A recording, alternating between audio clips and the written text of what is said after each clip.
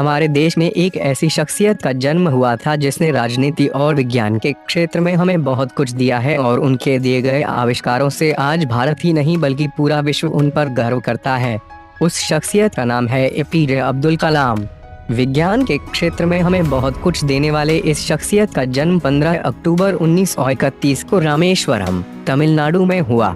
अब्दुल कलाम मुस्लिम धर्म से थे। उनके पिता का नाम जैनुलबदीन था जो नाव चलाते थे और इनकी माता का नाम अशयमा था। बचपन और शिक्षा। अब्दुल कलाम का बचपन बहुत ही संघर्षों में गुजरा क्योंकि ये गरीब परिवार से थे और ये बचपन से ही पढ़ाई के साथ साथ काम भी करते थे।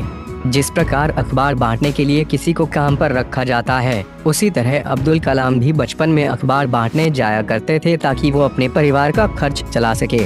उन्होंने रामेश्वरम, रामनाथपुरम के स्वात मैट्रिकुलेशन स्कूल से अपनी प्राथमिक शिक्षा ग्रहण की। अब्दुल कलाम में बचपन से ही कुछ नया सीखने की जिज्ञासा दृढ़ थी। वो पढ़ाई भी करते तो पूरी लगन और जिज्ञासा से किया करते थे, चाहे उनके पास कैसा भी समय हो।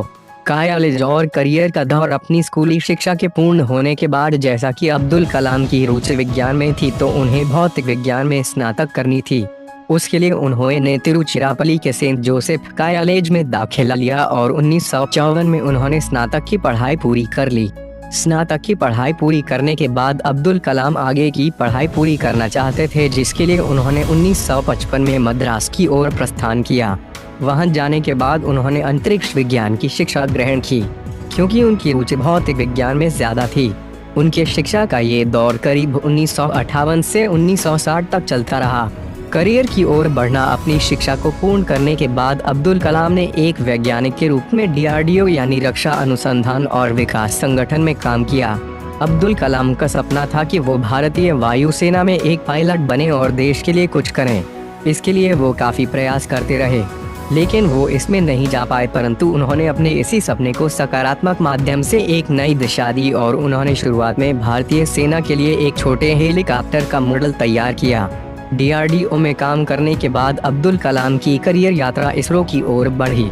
सन 1969 में उनका कदम इसरो यानी भारतीय अंतरिक्ष अनुसंधान संगठन पर पड़ा, जहां पर वो कई परियोजनाओं के निदेशक के रूप में काम करते रहे। और गर्व की बात यह है कि इसी दौरान 1980 में इन्होंने भारत के पहले उपग्रह पृथ्वी या SLV को पृथ्वी के निकट सफलतापूर्वक स्थापित किया। इन्होंने भारत के लिए ये काम इतना बड़ा कर दिया था कि इनके इस काम की वजह से हमारा देश अंतर्राष्ट्रीय अंतरिक्ष क्लब का सदस्य बना। उपलब्धियां। अब्दुल कलाम निरंतर विज्ञान के लिए नया नया काम करते रहे, जिसमें उन्होंने भारत के पहले परमाणु परीक्षण को भी साकार कराने में अपना सहयोग दिया। इतना ही नहीं, इन्होंने नासा यानी national aeronautics and space administration की यात्रा भी की।